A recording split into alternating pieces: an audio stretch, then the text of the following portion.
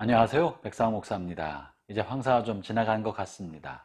오늘도 말씀으로 하루를 시작하는 여러분 모두에게 하나님의 넘치는 은혜가 함께 하시길 바랍니다. 오늘 3월 19일 금요일 아침, 오늘 준 하나님의 말씀은 누가복음 19장 28절부터 48절의 말씀입니다. 오늘 본문에는 예수님께서 어린 나귀를 타고 예루살렘 성에 입성하는 모습이 실려 있는데요. 예수님께서는 평소에 나귀를 타지 않으시고 제자와 함께 도보로 걸으셔서 먼 길을 여행하셨습니다. 그런데 오늘은 특별하게 지금까지 하지 않으셨던 모습을 보여주십니다. 어린 나귀를 타시고, 예수님이 다리가 아프셔서 무언가 도움이 필요해서 나귀를 타신 것은 결코 아닙니다. 예수님께서 어린 나귀를 타신 것은 스가랴 9장 9절에서 메시아 너희 왕이 임하실 때에 그는 겸손하여서 어린 나귀 새끼를 탔다 하는 그 말씀을 이루기 위하여 주님 예루살렘 성에 들어가실 때 어린 나귀를 타신 것입니다. 다시 말하면 주님께서 구약의 말씀을 성취하기 위하여 이렇게 행하신 것이죠.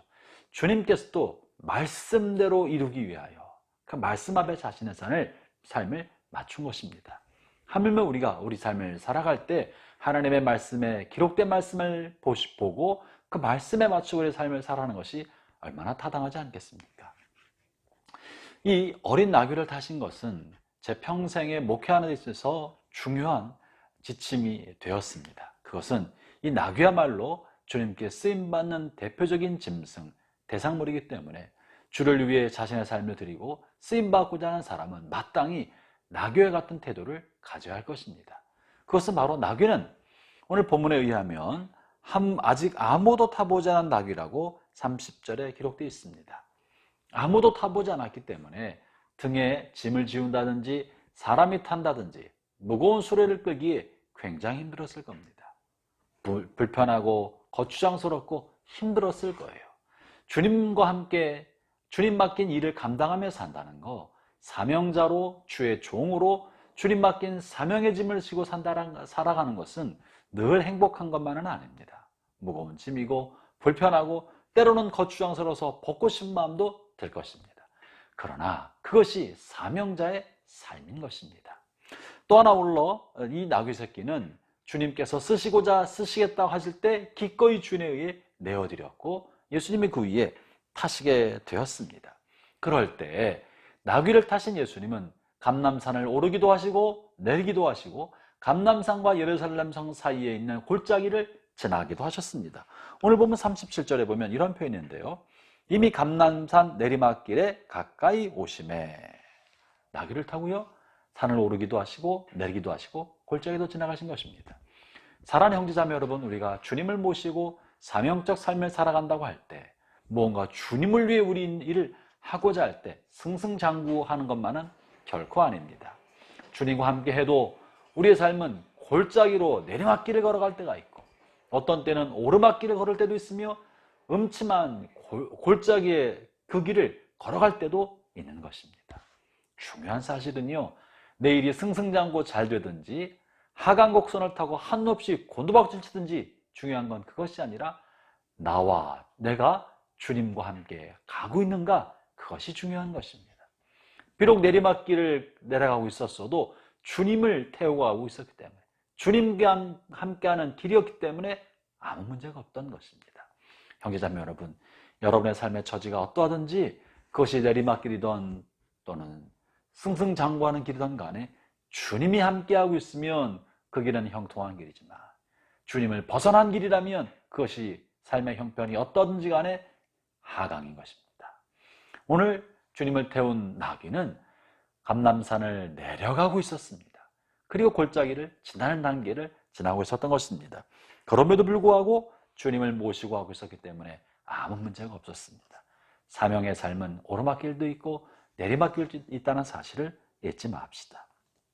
세 번째, 이제 예루살렘 성에 다가오자 사람들이 이 나귀를 보고, 나귀에 타신 예수님을 보고 환호하고 자기 겉옷을 펴서 길에 깔아놓기 시작했습니다. 이 나귀는 사람들의 값비싼 겉옷을 밟고 그 발이 흙에 묻지 않을 만큼 옷을 밟고 지나가고 종려나무 잎을 밟고 지나가게 되는 것이죠. 평생 해보지도 못한 호강을 하고 있는 것입니다. 사람들이 자신을 향해 박수하고 환호하고 모든 시선의 자신을 쳐다보고 있는 것만 같았습니다. 우쭐댈 수 있었겠지요. 그러나 잊으면 안 되는 것이 있었습니다. 나귀를 바라보고 있는 것이 아니라 눈은 나귀를 보고 있는 것처럼 보였고 나귀를 향해 환호하고 있는 것처럼 보였지만 사실은 사람들이 바라보고 있는 것은 나귀가 아니라 나귀와 등에 태우고 가고 있는 예수님이었다는 것입니다.